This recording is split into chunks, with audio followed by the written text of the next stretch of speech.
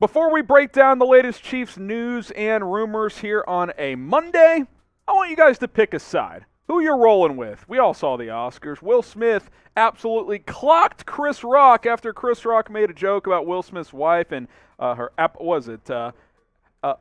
alopecia. It's a hair loss disease that his wife has, so he defended her. He clocked Chris Rock.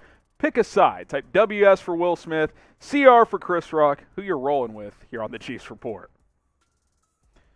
All right, let's get into the bulk of the show now. Talk some football. I'm Harrison Graham. Appreciate you guys clicking on this video. Back for the latest Chiefs rumors and news. Got a lot to dive into here on a Monday, so let's go ahead and get on into it. Are the Chiefs eyeing both Stephon Gilmore and James Bradberry? Well, there's certainly a lot of evidence out there that they are checking in on both. Stephon Gilmore, who remains as the top free agent corner on the open market, only played about half the season last year because he had that he got traded by the Patriots, was on the PUP list at first, yada, yada, yada. Played well with Carolina. Had a couple of interceptions last year. I still think he's an elite corner. James Bradberry didn't play as good last year as he did the year before, but still really good. 4 picks, 17 pass breakups.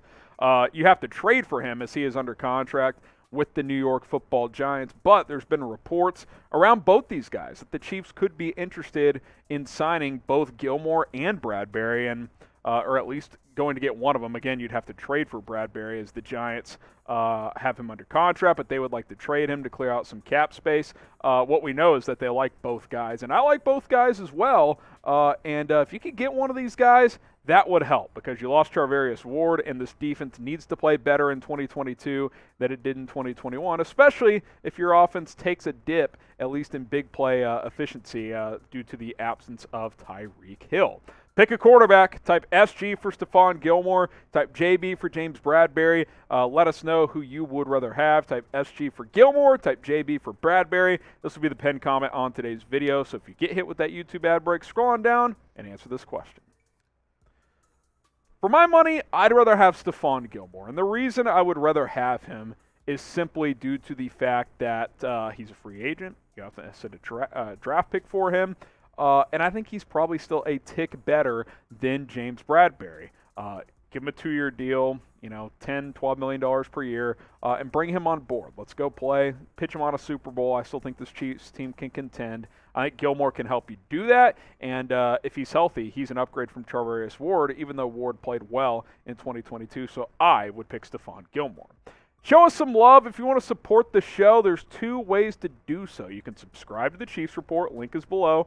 YouTube.com/ChiefsTV. We're closing in on 28,000 subscribers. Also here on Rumble, 961 followers is where we sit as of now. Follow us, rumble.com/ChiefsTV. More exclusive content over there as we grow that platform. So if you're one of those people who's already subscribed on YouTube and you're like, I still would like to support the show, I like this guy, I like the show, follow us on Rumble. That allows us to grow and do more content. Rumble.com/ChiefsTV. Link in the comments and in the description of this video.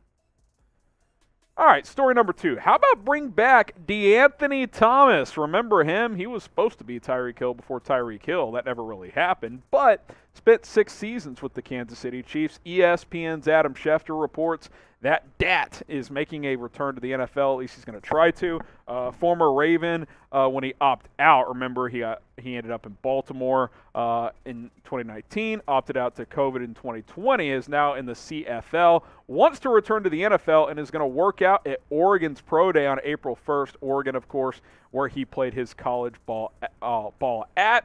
Like I said, people thought he was going to be Tyreek Hill before Tyreek Hill. Obviously, people didn't know of Tyreek Hill at the time, but that type of player, he was electric in college for the University of Oregon, but it never really translated, not really, at least as a receiver. Some returning aspects it has. He was electric, but only 500 yards receiving, 4 touchdowns, less than 8 yards per catch. I thought he would be more, but you could take a flyer on him, right? See if he could fight for a roster spot. Obviously, he's not your Tyreek Hill replacement, but you also lost Byron Pringle. And DeAnthony Thomas, if nothing else, is a good return man. He could be your kick returner. If McCole Hardman's going to have a bigger role as a receiver, take him out of punt return duties. DeAnthony Thomas could do that as well, and maybe every once in a while he gives you some snaps on offense, use him on some jet sweeps and some other things.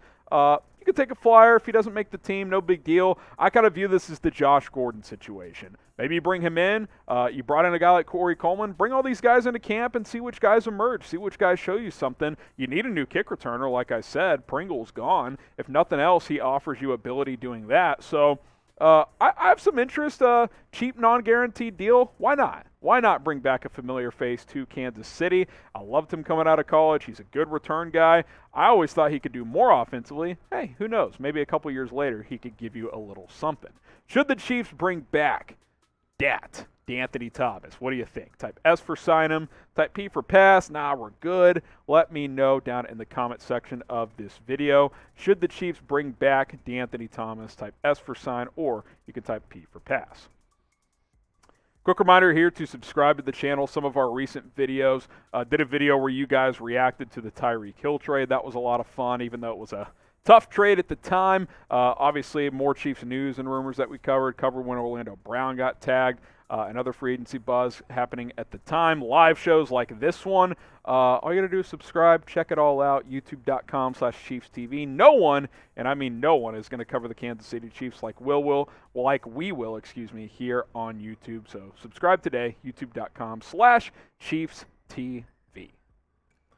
All right, speaking of the Tyreek Hill trade, yes, there's still fallout from it. Andy Reid at the owners' meetings here on Monday discussed it, and here's what he had to say. Quote, "You can handle it any way you want to handle it. We handled it the way we did. We felt like Tyreek deserved an opportunity. We came in aggressive, and then after we got to a point we said, hey, listen, in this day and age, you have issues that you have to deal with the cap, so we felt like it was better to allow him to go ahead and be traded. You can go different routes. You can play a hardball with the player and do that, or you can kind of go about it the way I did or that we did. I love Tyreek. There's no riff with me and Tyreek. We tried to sign Tyreek at a certain cost." And this kind of rings the bell that we've heard throughout this entire process, right? Chiefs wanted him $21, $22 million per year.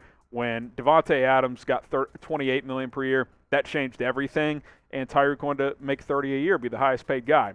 I still don't love the trade. I do think it's time to move forward, though. What else are you going to do at this point? He's gone. He's not coming back. Tyreek Hill is a Dolphin. He became the highest paid receiver. He got his ring, and now he got his money. Hey, I can't blame the guy, right? Like, he's one of my favorite players to watch, and I'm curious to see what he does in Miami. But now if you're the Chiefs, you got to see, all right, what do we do from here? The initial move they made was signing Marquez Valdes-Scantling to what I would call an overpaid contract, but he could take the top off of defense. You got Juju and Hardman. We'll see what else happens at receiver. I think there's a good chance that the Chiefs will draft a wide receiver in round one. You got 2 picks there at 29 and 30 now. I think they will likely spend one of those picks on a wide receiver. And if that's the case, then, we'll see who that player ends up being, whether it's Jameson Williams, Jahan Dotson, or somebody else. We'll have to wait and find out. Chiefs have other needs as well. But I do think, I got a little more closure once Andy Reid talked about it today on Monday. Curious to hear what Mahomes' public comments are, but we may never hear those at the end of the day. Now, name a player you want the Chiefs to draft. Maybe you want a receiver. Maybe you want a different position player. Let me know. Who would you like to see the Chiefs draft in April? All right. Appreciate you guys for rocking and rolling with us here on a Monday. Last reminder to subscribe. If you love the Chiefs, hit that big red button.